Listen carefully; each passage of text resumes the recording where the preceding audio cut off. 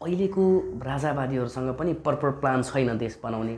राजाले त के भन्नुहुन्छ भने तपाईहरु चाहिँ मलाई सपोर्ट गर्नुस्, तपाईको रक्षा चाहिँ भगवान पशुपतिनाथले गर्नु भनेर भनिराख्नु भएको छ। प्रपर प्लान नभएकै कारणले गर्दाखेरि देश फेलियर भएको हो, त्यो हामीले देखिसकेको कुरा छ। जतिखेर हाम्रो राज संस्थाको बहिर्गमन भयो त्यतिखेर राजतन्त्र गलत छ, राजतन्त्रले चाहिँ देशलाई आउट अफ ट्र्याक बनायो, यसलाई चाहिँ ढाल्नुपर्छ, यसलाई चाहिँ फाल्नुपर्छ भन्ने चाहिँ थाहा भयो। तर राजतन्त्र फालेपछि चाहिँ हामीले कसरी विकास गर्ने, कसरी यो आउट अफ ट्र्याक भएको देशलाई चाहिँ सही ट्र्याकमा ल्याउने र कसरी विकास गर्ने भन्ने पर्फेक्ट प्लान तिनीहरूसँग पनि थिएन र त्यसको रिजल्ट अहिले देख्यौँ हामीले कि देश विकास हुन सकेन। र त्यही कुरा अहिले पनि अहिलेका राजावादीहरू पनि गरिरहेका छन्। गणतन्त्र ठिक भएन, यो नेपालले थेक्न नसक्ने भयो, भ्रष्टाचार व्याप्त भयो, अनि परिवारवाद भयो, के भयो, गणतन्त्र ठिक छैन र राजतन्त्र ठिक छ भन्ने कुरा भयो।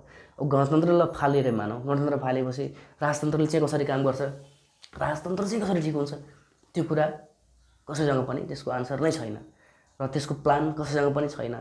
यसरी त हुँदैन, देश विकास हुँदैन। यसको एउटा बेस्ट इक्जाम्पल के छ भने जतिखेर ब्रिटिस सरकारको हुकुमत थियो सिङ्गापुरमा, त्यतिखेर सिङ्गापुरलाई ब्रिटिस सरकारले के भनेको थियो भने सन् 1967मा भो अब चाहिँ तपाईहरुको गुलामीको दिन सकिए, तपाईहरुको देश तपाईहरुकै हातमा सुम्पिन्छौँ हामी, तपाईहरु कसरी गर्नुहुन्छ विकास गर्नुहोस् अथवा तपाईहरुको देश हो तपाईहरुले चलाउनुहोस् भनेर भन्नुभएको थियो। त्यतिखेर लिक्वानले के भनेको थियो भने हैन सर तपाईहरु छोडेर जानुहुन्छ त्यो कुरा ठिकै हो, त्यो हाम्रो लागि एकदमै पोजिटिभ कुरा पनि हो, तर तपाईहरुले फ्याक्टै छोडेर जाँदाखेरि चाहिँ मसँग त्यो प्लान छैन कि अहिले म कसरी देश विकास गरौँला, यस्तो आउट अफ ट्र्याक डमाडोल भइसकेको देश छ, यसलाई चाहिँ सही ट्र्याकमा ल्याउनको लागि त प्रपर भिजन चाहियो, प्रपर प्लान चाहियो, त्यो प्लान मसँग अहिले छैन। त्यो भएर तपाईहरु अझै केही वर्ष होल्ड गरिदिनुस् भनेर रिक्वेस्ट गर्नुभयो क्या।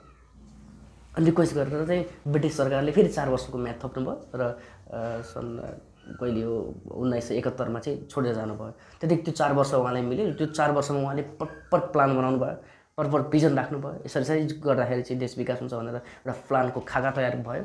खाका तयार भएर अहिलेको सिङ्गापुर हेर्नुहोस् कहाँबाट कहाँ पुगेको छ भनेको प्लान त हुनु पर्यो नि हैन, के पनि प्लान छैन नि नेपालमा। त्यतिखेर पनि त्यही भएको थियो। माओवादीको कुरा गर्नुहुन्छ भने त माओवादीले त अरू सबै दललाई पाखा लाएर राजासँग मिलेर सरकारमा जाने कुरा हो रे सुन्नमा आएको छ, त्यो रियालिटीको त्यो थाहा छैन। भनेको प्लान नै छैन भने चाहिँ देश तलमाथि पार्नु अलिकति ठिक होइन, यसरी चाहिँ देश विकास हुँदैन।